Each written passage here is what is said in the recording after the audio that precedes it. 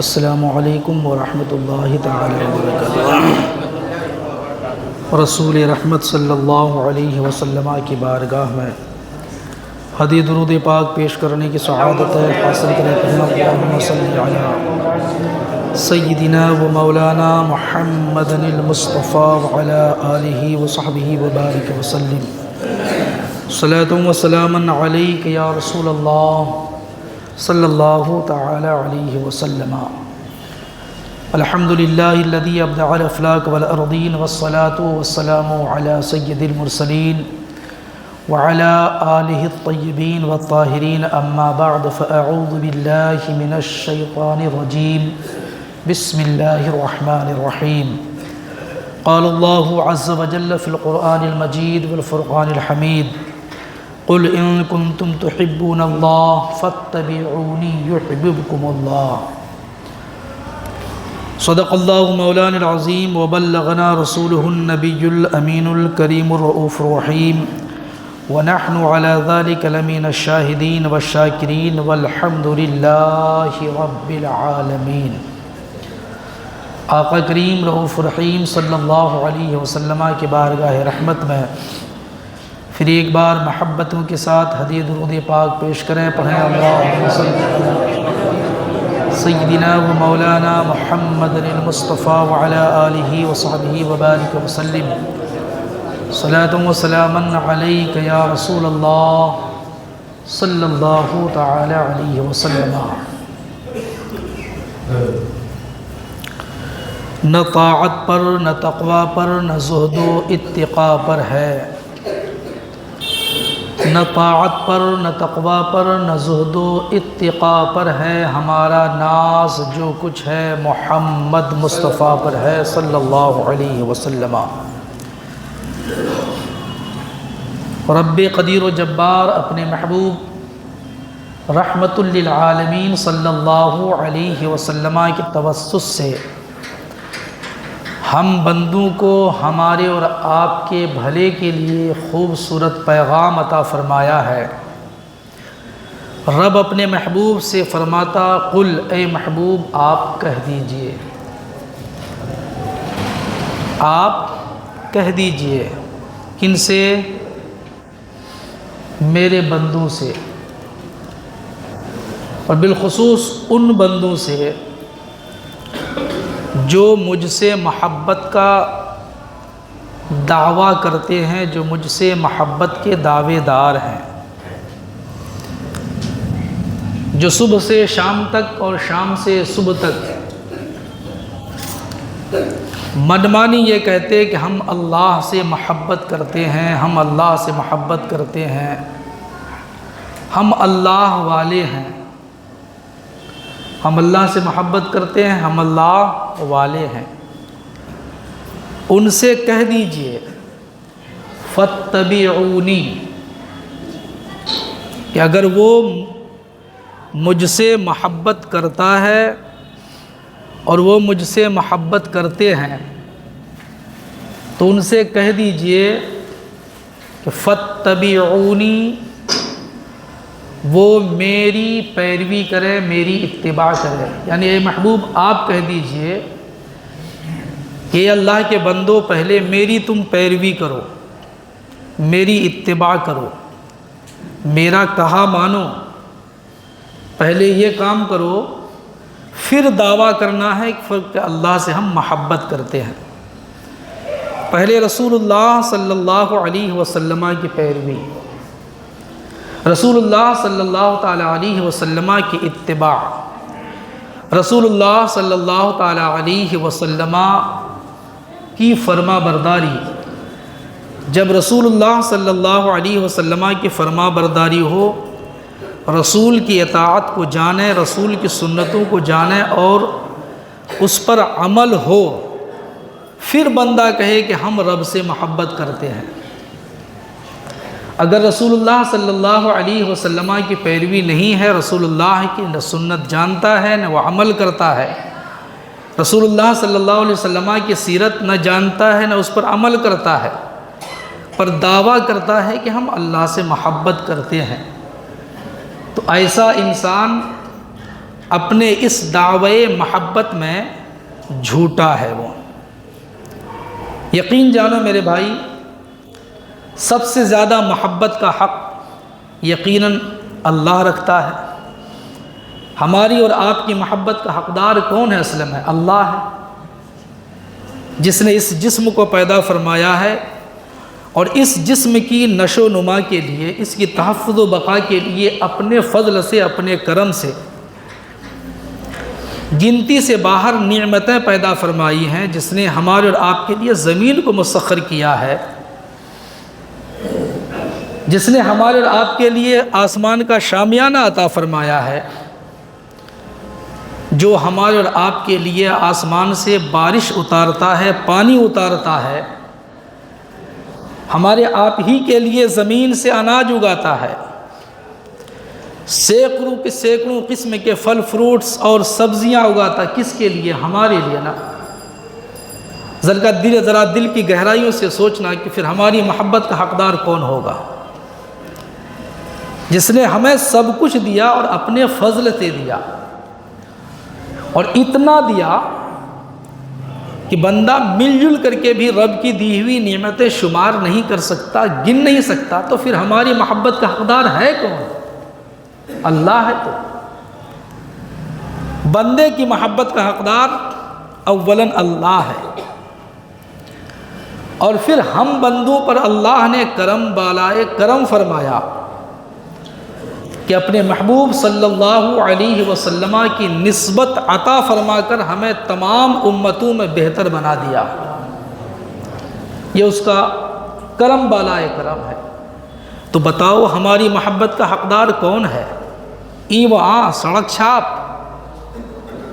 نہیں، ہماری محبت کا حقدار اصل میں اللہ تبارک و تعالی ہے، اور اللہ تبارک و تعالی سے محبت کرنا بندوں کے لیے جہاں ضروری ہے وہیں بڑا نفع بخش بھی ہے۔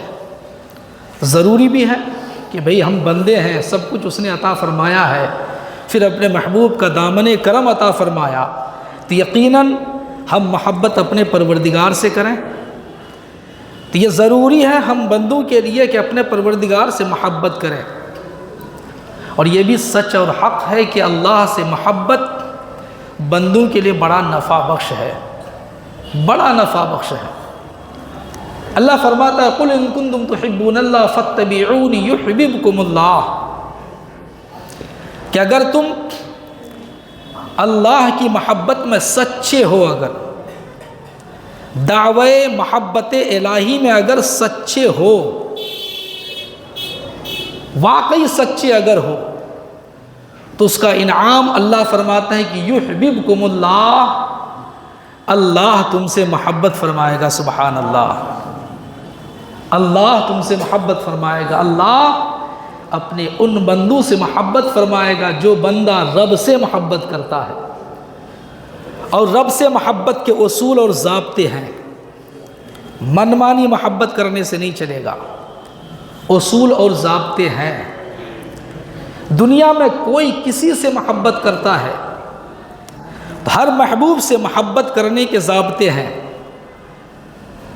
تو بندوں کے لیے جو ضروری ہے اپنے خالق حقیقی سے محبت کرنا، کیا اس محبت کے لیے اصول و ضابطے نہیں ہوں گے؟ اصول و ضابطے ہیں، اور وہ یہ ہے فَاتَّبِعُونِ، کہ ہم بندے محبوب پاک صلی اللہ علیہ وسلم کی سنت و سیرت کو جانیں اور اس پر عمل کریں۔ یہ ضابطہ ہے۔ یہ منمانی جس کو جو چاہے کرے اور پھر اس کو سٹا دے، اس کو ملحق کر دے، ملا دے کہ اللہ والوں کی شان ہے یہ، جی جھنجھنا بجائے اور کہے یہ اللہ والوں کی شان ہے، یہ ڈانس کرے، ناچے، گائے اور پھر کہے کہ اللہ والوں کی یہ شان ہے۔ یہ نہیں، یہ سب ڈھونگ ہے، ڈھونگ۔ ایسی چیزوں کو، ناچ گانے، جھنجھنے، اینٹ پتھر، اس کو اتباع رسول سنت مصطفیٰ سے کوئی تعلق نہیں، اس کا دین سے کوئی تعلق نہیں ہے۔ یاد رکھنا، حالات بہت ناسازگار ہم نے بنا دیے ہیں، حالات کو ہم نے بہت ناسازگار بنا دیے ہیں۔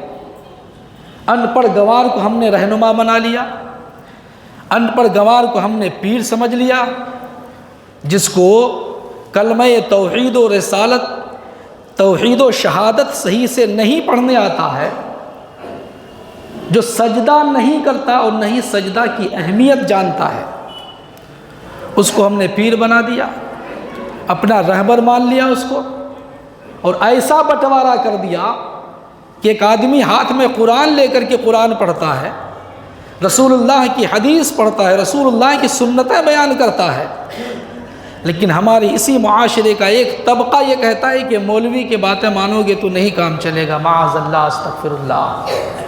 مولوی کی باتوں کا انکار کرنا، اس طرح کی باتوں کا انکار کرنا، اصل میں اللہ اس کے رسول کی باتوں کا انکار کرنا ہے۔ یہ سن لو کان کھول کر کے، اتنی منمانی بڑھ گئی ہے، اتنی نفس پرستی بڑھ گئی ہے کہ منمانی کر کے وہ ایسی ہی چیزوں کو اسلام سے جوڑ دیتے۔ اس کا خسارہ یہ ہو رہا ہے چونکہ دنیا کا تعلیم یافتہ انسان ہوش و گوش سے سماعت فرمائیں گے اپنی اس مولوی کی باتوں کو۔ میں کوئی لندن سے نہیں آیا ہوں، میں آپ ہی کے رہتا ہوں، میں آپ ہی کا پڑوسی ہوں، اللہ نے رزق یہی دیا ہے، کب تک دیا اللہ بہتر جانا۔ کان کھول کر کے سن لو، ٹیٹا کر کے مسلمان ہو، کان کھول کر کے سن لو۔ یہ جو منمانی ہو رہی ہے نا،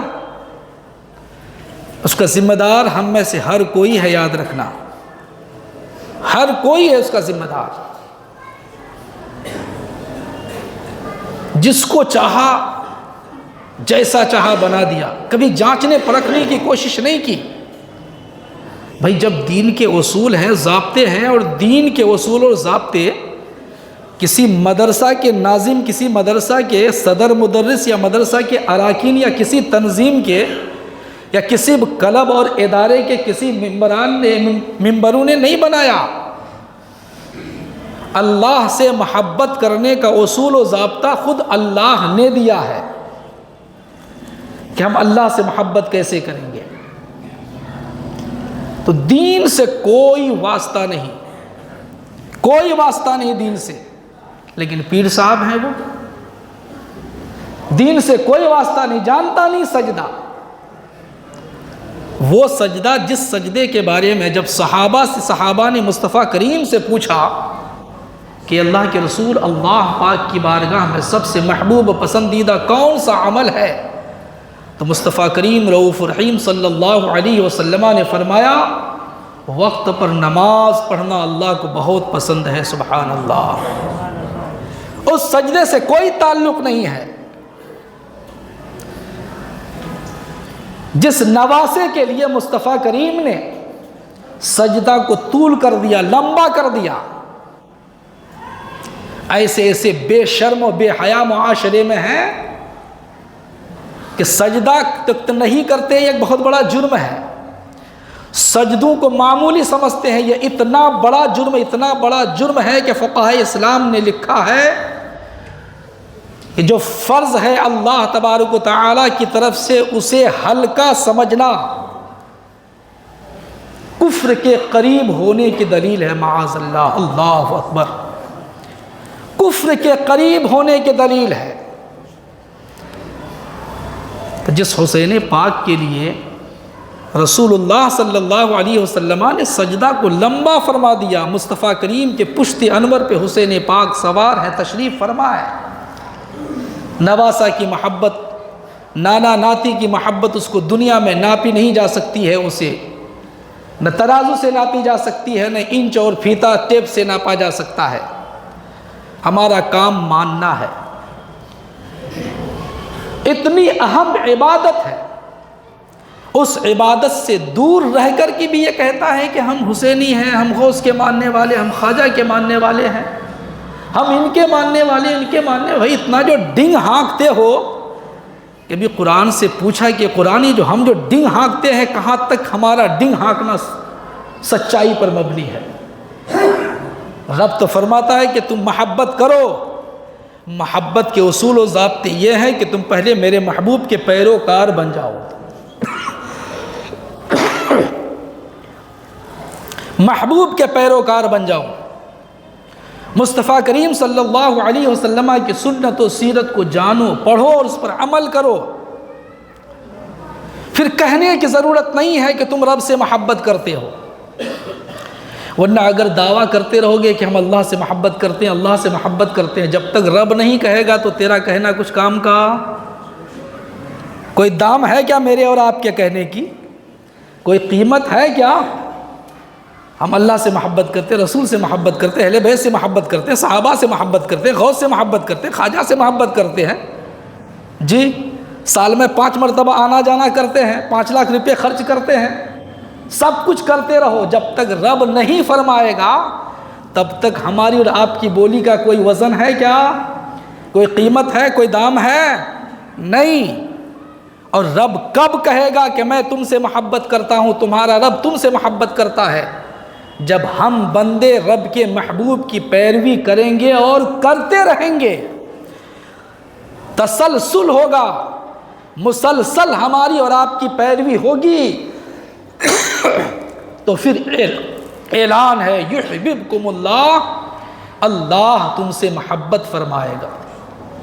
اور جب رب تبارک و تعالی اپنے بندوں میں سے کسی بندہ سے محبت کرتا ہے نا تو الحمدللہ اسے پہلے پاک و صاف کر دیتا ہے، اسے پاک صاف کر دے، اس کی زندگی میں کچھ داغ اگر ہے، گناہوں کا داغ اگر ہے، کہیں دھبا اگر ہے تو اسے پاک و صاف کر دیتا ہے پروردگار عالم۔ میرے بھائی، ہمیں اصول مصطفیٰ صلی اللہ علیہ وسلم کو جاننا ضروری ہے، اللہ کا واسطہ ہے، منمانی مت کیجیے۔ بڑا دکھ ہوتا ہے، کتنا بڑا نقصان ہے۔ دنیا کا دانشور،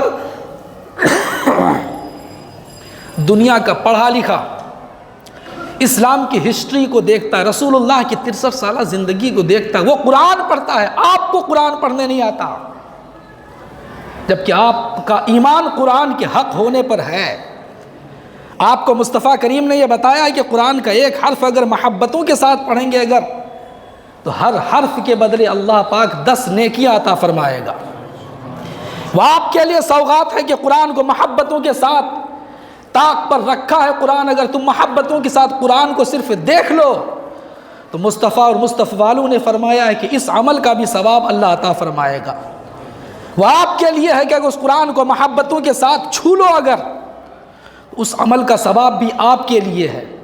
وہ آپ کے لیے ہے کہ اگر قرآن پڑھنا نہیں بھی آتا ہے، پاک و صاف ہو کر کے قرآن کی تختی لو اور ہر سطر پہ انگلی پھیرتے جاؤ اور یہ کہتے جاؤ کہ مولا تیرا یہ بھی فرمان حق ہے، یہ بھی فرمان حق ہے، یہ بھی فرمان حق ہے، یہ بھی فرمان حق ہے، تو پیارے آقا کریم صلی اللہ علیہ وسلم کے حوالے اللہ والوں نے لکھا ہے کہ صرف محبتوں کے ساتھ انگلی پھیر کر حق ہونے کی آواز دینے کی بنیاد پر تلاوت کا ثواب اسے بھی ملے گا۔ الحمدللہ وہ قرآن ہمارے لیے ہے، ہمیں پڑھنے نہیں آتا وہ قرآن۔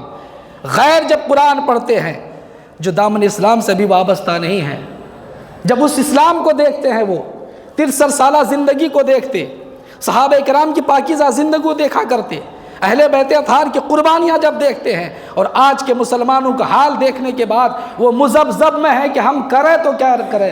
دل تو چاہتا ہے کہ ہم اسلام قبول کریں، غیروں کا دل چاہتا ہے کہ اسلام قبول کریں، لیکن ہماری ناپاک حرکتوں کی وجہ سے وہ اسلام قبول کرنے سے باز، اور ہماری ناپاک حرکتیں ان کے اسلام قبول کرنے کے لیے رکاوٹیں بن جاتی ہے۔ کتنا بڑا نقصان ہو رہا ہے ہمارا اور آپ کا، کتنا بڑا نقصان ہو رہا ہے۔ ہمیں تو چاہیے تھا کہ ہم اچھا بنے، قرآن کو اپنے سینے سے لگائیں، مصطفیٰ کریم صلی اللہ علیہ وسلم کی سنت و سیرت سے اپنی زندگی کو سجائیں، تاکہ ان اندھیرے میں رہنے والوں لوگوں کو زندگی گزارنے کا راستہ مل جائے، منزل مقصود تک پہنچنے کے لیے انہیں راستہ مل جائے۔ لیکن پیغام کو ماننے کے لیے تیار نہیں ہے قوم، دل ٹوٹ جاتا ہے، آنکھیں اشکبار ہو جاتی ہیں کہ مولا ہم لوگ کتنے بڑے پاپی ہیں، کتنے بڑے گنہگار ہیں، کلام تیرا پڑھ رہا ہوں مولا، تیرے محبوب کی سنت پیش کر رہا ہوں، یہ قوم کہاں چلی گئی ہے۔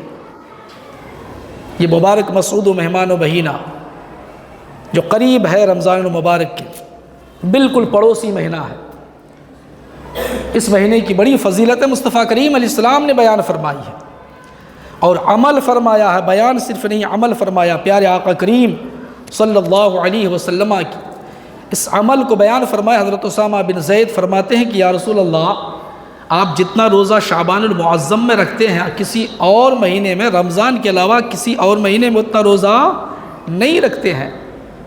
میرے آقا کریم صلی اللہ علیہ وسلم ارشاد فرماتے ہیں کہ لوگ غفلت میں ہیں، اسے پتہ نہیں کہ یہ کتنا برکت والا مہینہ ہے، کتنی اہمیت کا حامل ہے یہ مہینہ، اپنے اندر یہ مہینہ کتنی اہمیت رکھا کرتا۔ سنیے مصطفیٰ کریم علیہ السلام فرماتے ہیں لوگ غفلت میں ہیں رجب و رمضان کے درمیان۔ رجب جو گزرا، یہ شعبان گزر رہا ہے، رمضان آنے والا ہے، رجب اور رمضان کے بیچ میں یہ مہینہ ہے، بہت اہمیت کا حامل ہے۔ مصطفیٰ کریم فرماتے وَهُوَ شَهْرٌ تُرْفَعُ فِيهِ الْأَعْمَالُ إِلَىٰ رَبِّ الْعَالَمِينَ، یہ وہی مہینہ ہے کہ جس مہینے میں بندوں کے اعمال، پورے سال کے اعمال بندوں کے اجتماعی طور پہ، انفرادی طور پہ ہر دن پیش کیے جاتے ہیں، لیکن اجتماعی طور پہ سال بھر کے اعمال اسی مہینے میں رب کی بارگاہ میں پیش کیے جاتے ہیں۔ سبحان اللہ، مصطفیٰ فرماتے ہیں اور آقا کی خواہش پہ قربان جاؤ، رسول اللہ کی خواہش ہم امت کی تعلیم کے لیے ہے، ورنہ عبادت تو ان کا اٹھنا بیٹھنا ہے، وہ جیسا بیٹھیں وہ عبادت بن جائے، بولیں تو عبادت بن جائے، سوئیں تو عبادت بن جائے، دیکھ لیں تو عبادت بن جائے، قدم رکھیں تو عبادت بن جائے۔ ان کی خواہش ہماری تعلیم کے لیے ہے۔ مصطفیٰ فرماتے ہیں وَأُحِبُّ أَن يُرْفَعَ عَمَلِي وَأَنَا صَائِمٌ، حضرت اسامہ بن زید سے مصطفیٰ کریم فرماتے ہیں کہ میں یہ چاہتا ہوں کہ جب میرے اعمال رب کی بارگاہ میں پیش کیے جائیں تو میں اس وقت حالت روزہ میں ہوں۔ سبحان اللہ، حالت روزہ میں ہوں، یہ مصطفیٰ کریم صلی اللہ علیہ وسلم کا فرمان ہے۔ اسی مہینے میں ایک رات آتی ہے 15ویں شعبان معظم کی، بڑی قیمتی رات ہے۔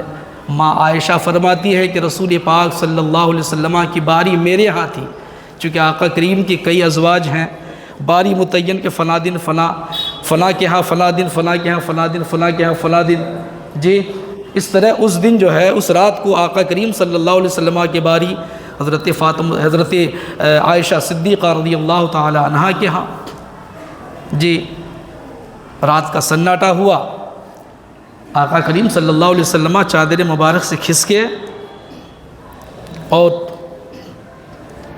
رب کی عبادت میں لگ گئے، قیام میں رہے، رکوع میں رہے، سجود میں رہے۔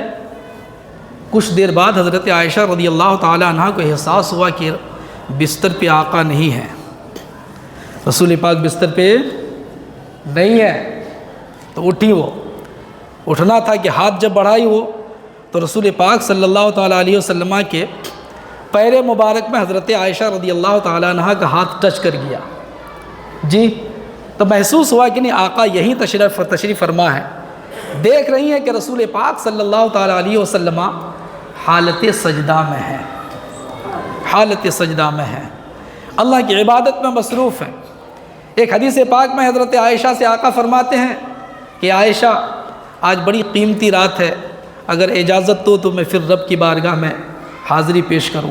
میرے بھائی، رب کی بارگاہ میں مصطفیٰ حاضری پیش کریں گے، وہ رسول جن کی رضا رب چاہتا ہو، سب رسول کی رضا چاہتے ہیں اور رب سب رسول کی رضا، سب رب کی رضا چاہتے، اور رب رسول پاک صلی اللہ علیہ وسلم کی رضا چاہتے۔ ان کے مقام، ان کی عظمت و بلندی کا اندازہ کون کر سکتا ہے؟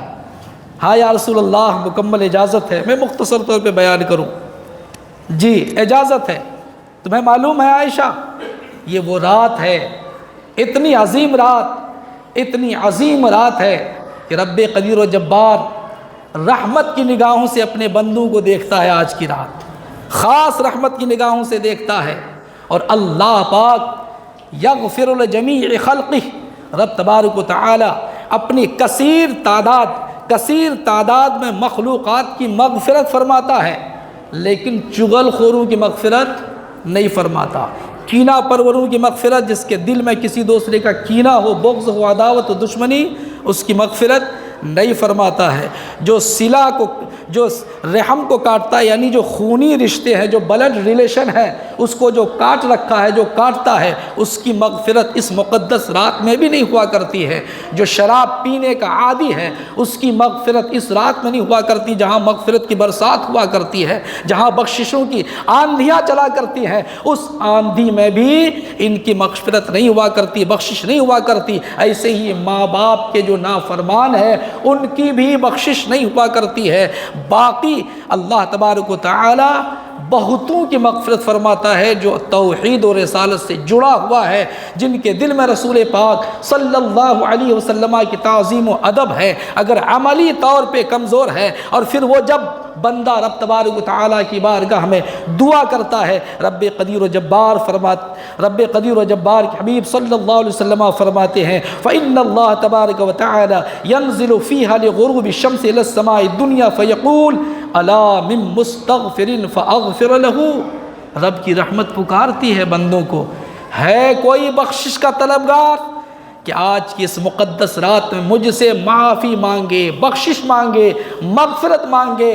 مصطفیٰ فرماتے ہیں کہ اللہ فرماتا فاغفر له، میں اسے بخش دوں گا۔ سبحان اللہ۔ وہ رات 15ویں شعبان المعظم کی رات، آنے والی جمعرات کو دن تمام ہونے پر جو آنے والی رات ہوگی وہ 15ویں شعبان کی ہوگی وہ رات۔ ایسے ہی مجموعی طور پہ یہ مہینہ بڑا مقدس ہے۔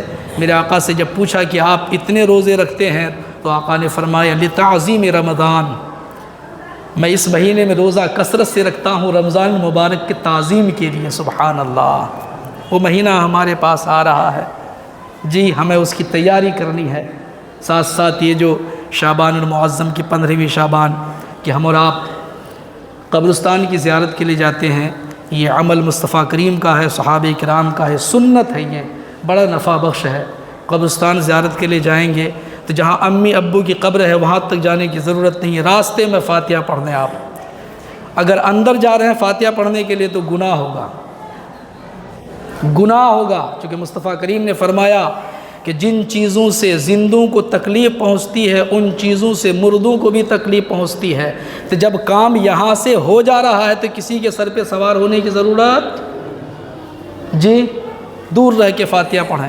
ساتھ ہی ساتھ اگربتی، میرے آقا کریم صلی اللہ علیہ وسلم نے فرمایا کہ مومن کتنا بڑا گنہگار ہو، اگر مومن اللہ اس کے رسول پر ایمان اگر ہے تو آگ کو اس سے بچاؤ، اس کو آگ سے بچاؤ، اس کو آگ سے بچاؤ۔ ہے گنہگار لیکن رب ہے کریم، تو رب تو بڑا بخشنے والا ہے نا، بڑی رحمت فرمانے والا ہے نا۔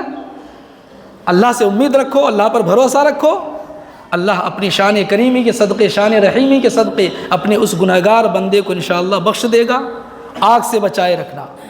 کہیں بھی قبرستان میں اگربتی جلانے کی شرعی اجازت نہیں ہے۔ اس سلسلے میں امام عشق و محبت اعلی حضرت رحمۃ اللہ تعالی علیہ نے ایک مستقل طور پہ رسالہ تحریر فرمایا ہے قرآن و حدیث کی روشنی میں۔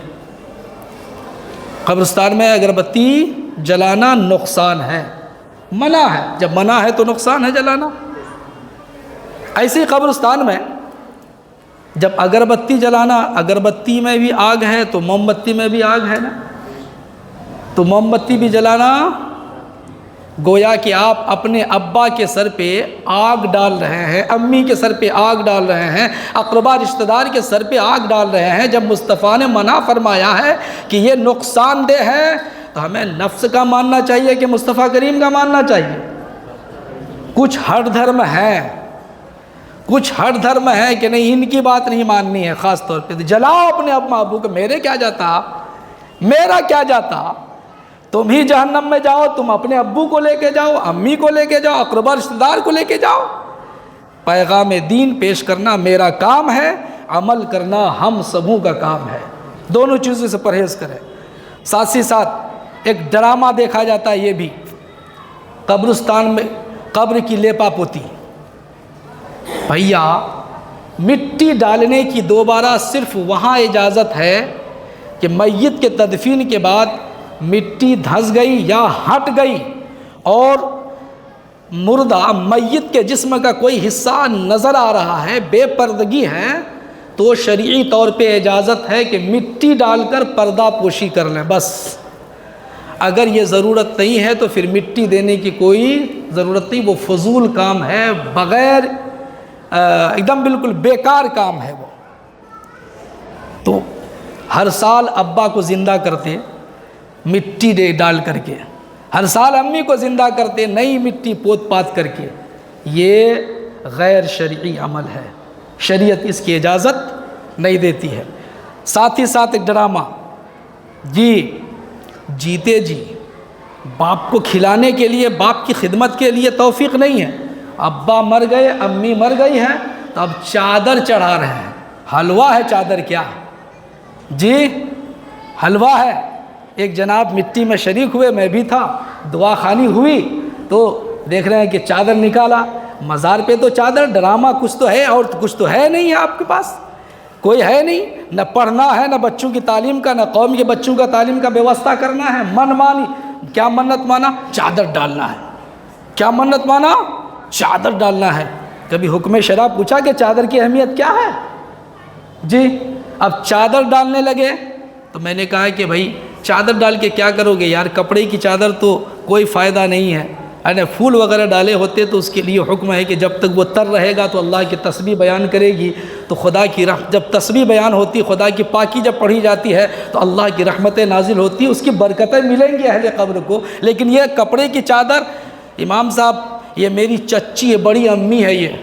اچھا جب پوچھا ان کے گھر والوں سے تب پتہ چلا کہ 2-3 سال سے اپاہج بن کر کے پڑی ہوئی تھی بستر میں، وہ کمینہ 2-3 سال میں کبھی اپنی بڑی امی کو پوچھنے کے لیے نہیں آیا، اور آج اتنی محبت ہو گئی کہ لیا ایک تو چادر، وہاں سے چادر کے ڈھیر سے اٹھایا اور ڈال دیا، بولا کہ پکا ہم ماننے والے ہیں، چچی کو ماننے والے ہیں، بڑی امی سے محبت کرنے والے ہیں۔